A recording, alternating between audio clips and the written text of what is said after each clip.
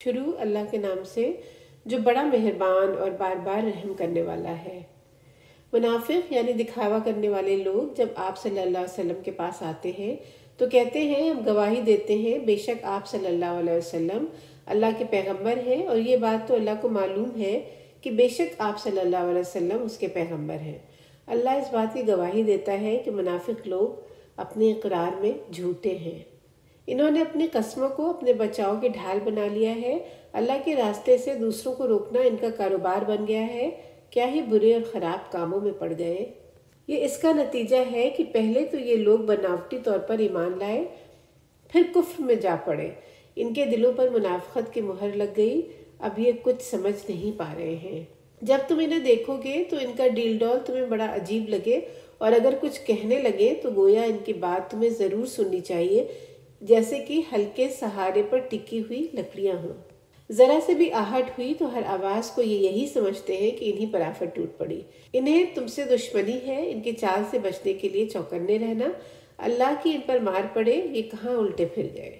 اور کبھی ان سے کہا گیا کہ آ جاؤ تمہارے لیے اللہ کے رسول معافی کی دعا کریں، تب بھی یہ سر ہلا کر ٹال دیں گے، اور تم نے بھی دیکھ لیا کہ یہ لوگ اپنے گھمنڈ اور فخر میں اڑے رہ گئے۔ ان کے لیے آپ معافی کی دعا کریں یا نہ کریں سب برابر ہے کہ اللہ انہیں کبھی معاف کرنے والا نہیں۔ ایسے نافرمان لوگوں کو اللہ ہدایت کی راہ کبھی نہیں دیا کرتا۔ ان منافقوں نے بکواس کی تھی جو لوگ اللہ کے رسول کے آس پاس اکٹھا ہیں ان پر پیسہ خرچ نہ کرو، تاکہ تنگ دستی یعنی کمی ہوگی تو یہ بکھر کر خود یہاں سے چلے جائیں گے۔ منافقوں کو اتنی سمجھ نہیں رہی کہ آسمانوں اور زمینوں کے تمام خزانے اللہ کے پاس ہیں۔ یہ بھی کہتے رہے کہ اگر ہم واپس مدینہ پہنچ گئے تو جو عزت والا ہوگا ذلیل کو وہاں سے نکال دے گا۔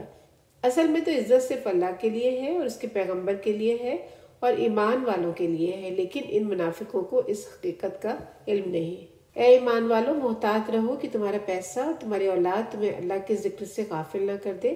جو کوئی اللہ کے ذکر سے غافل ہوا تو ایسے لوگ نقصان میں رہیں گے۔ تمہارا دیا ہوا رزق ہماری راہ میں خرچ کر دو، اس وقت سے پہلے کہ تم میں سے کسی کو موت آ جائے۔